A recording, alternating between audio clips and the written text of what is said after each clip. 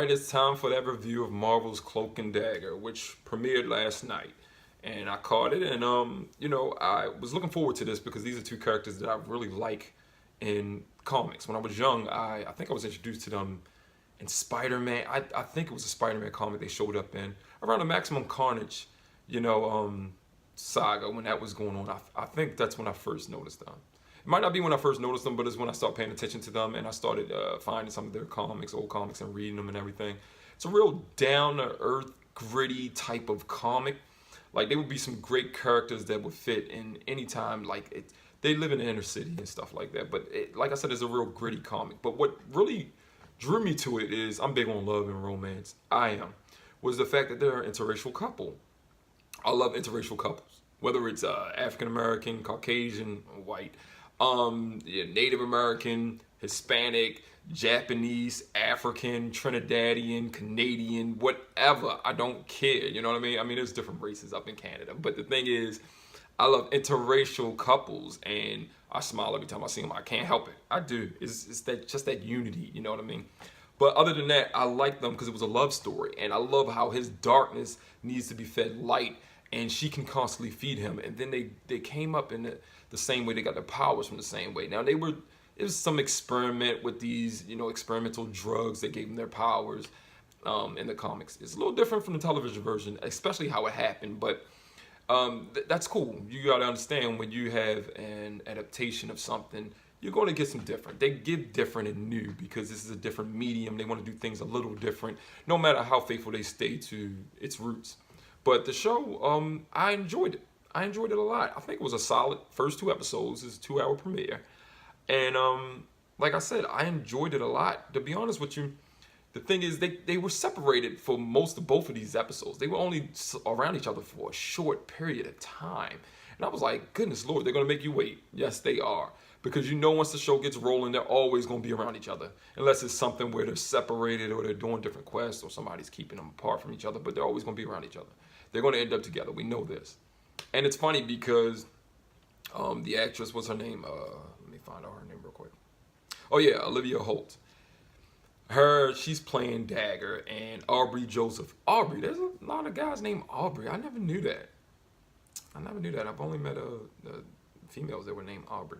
But anyway, Tandy and Tyrone. Tandy being Dagger, Tyrone being Cloak. Like I said, I love these characters in the comics. They're very interesting.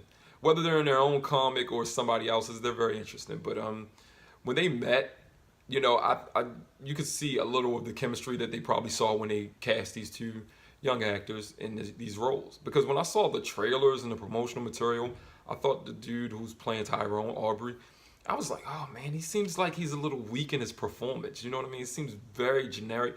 Like, what in the world? But I've seen moments of what they probably saw in him. I think it's just the material he's handed with. He's a kid whose brother was killed, and it was a mistake. They hang around the wrong crowd, but his brother was actually innocent in what he was doing and trying to, make sure his little brother grows up right. And he was confused about what he should do in his place amongst his brother and his brother's friends who were older than him. And his brother gets killed by a cop by accident, but the cop wants to cover it up. So of course he knows this. Nobody believes him, or he doesn't have enough proof. So he grows up with the weight on his shoulders, like, my brother died because of something I did. You know what I mean? And he can't prove that his brother was innocent or make the person pay and get justice for what they did. The cop is still out there. But so he keeps to himself a lot. It looks like people don't interact with him much. He's always surprised when they do. Little girl got a crush on him in his school. You can see that, and he's just still kind of surprised, like, really, me or whatever. But he keeps to himself a lot. So when you're playing a character like that, you don't get too much expression out of them, and it's usually going to be anger or something like that. You know what I mean? So I saw it in moments when he's dealing with other people, and I think the chemistry between him and the girl who's playing Tandy is really when we're going to see a lot more from him. But Olivia, on the other hand, she interacted with quite a few people. Her mom, who's a drug addict and just a total mess, and Tandy's a mess herself. Good dynamic. I mean, this show is drama heavy, but I watch a lot of the CW shows, and I like a lot of the CW shows. I'm used to the drama. I eat it up. Give me the drama. Give me the drama. I don't care, but I like drama, and so do most people. We do. There has to be drama in most of our entertainment, whether it's books, movies. Shakespeare caught on a long time ago. He said people love drama. That's why he write dramas. They do. If everything's just happy all the time, it better be really comical or funny, because we're just going to be sitting there bored. If everything's just working out right, that's some of our lives. So we watch stuff to see drama. It's sad, but we do. I mean, oh crap. Even in the Bible, you read the Bible, there's a lot of drama in there, man. Those stories are good.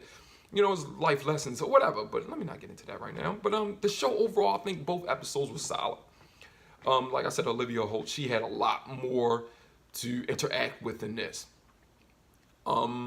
Yeah, their powers work kind of weird. Like, well, not really, but it's like they were activated when they ran into each other again. I love that whole scene. I saw that in as a sneak peek or first look at Cloak and Dagger when they met at that party and she stole his wallet and everything like that. I like that. I like when they interact, and it was just such a small scene. And I was just like, man, give me more of that. Everybody was on Twitter, like, more scenes with Tandy and Tyrone, please. And I did want more myself, but I understand what they're going to do. They're going to end up being around each other all the time. They make you wait a little bit. You know, they tease you, whatever. But you have to make the episode good without having one of the key factors, which is going to be their relationship. And speaking of relationship, Tandy's in his relationship with this dude named Liam, who, you know, isn't the best person out there. What, he's stealing and stuff like that. He might do drugs too. At least he knows she's on drugs. He's not trying to stop her or whatever. But he's there for her. He's helping her out. He doesn't seem like the worst of guys. And he's actually really good to her. And he cares about it. And he shows it. And then yet, she's afraid of that. You know, she had to be afraid of it. She's one of those girls who run away from everything. And I think the experience that Tyrone and Tandy had when they were young is was going to draw them closer. And also their powers seeming to be linked or connected, coming from the same source. Him, darkness, her light. Soon he's going to be teleporting and she's going to be doing her light dagger throwing stuff all the time. But that's what I'm saying about this. It's just that the dude Liam seemed cool. I saw people on Twitter when he was live tweeting during the show was like, I really feel for this kid. This kid is good. But he's just there for the moment. And he called her. I love the end of this episode, or the second episode. I love the end of this premiere because Tyrone had enough. He saw that his mother was struggling with something. Whenever he touched somebody, he can see their dark emotions and memories and their regrets or their sadness or anger or something like that.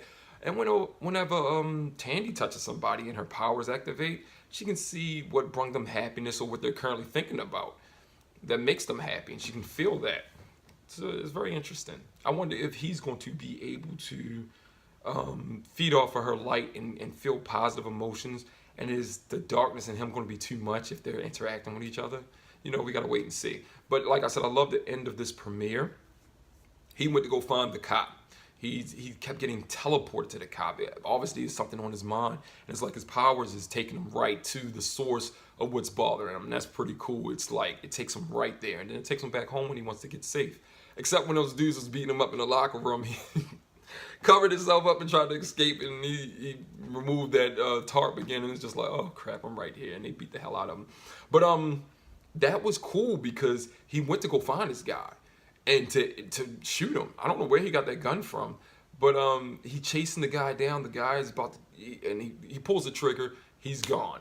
The guy's like, what the hell is going on? He probably thinks he's being haunted by a ghost by this point. This is like the third time he's been around him and something weird happened. But other than that, he ends up in the middle of the road. And before, at where, you know, Tandy's car is coming, the Just Married car that she stole from the wedding with Liam. And the funny thing is, Liam called her because he got arrested for the heist that they pulled. And I can't believe they stole the car. They stole the car, the Just Married car.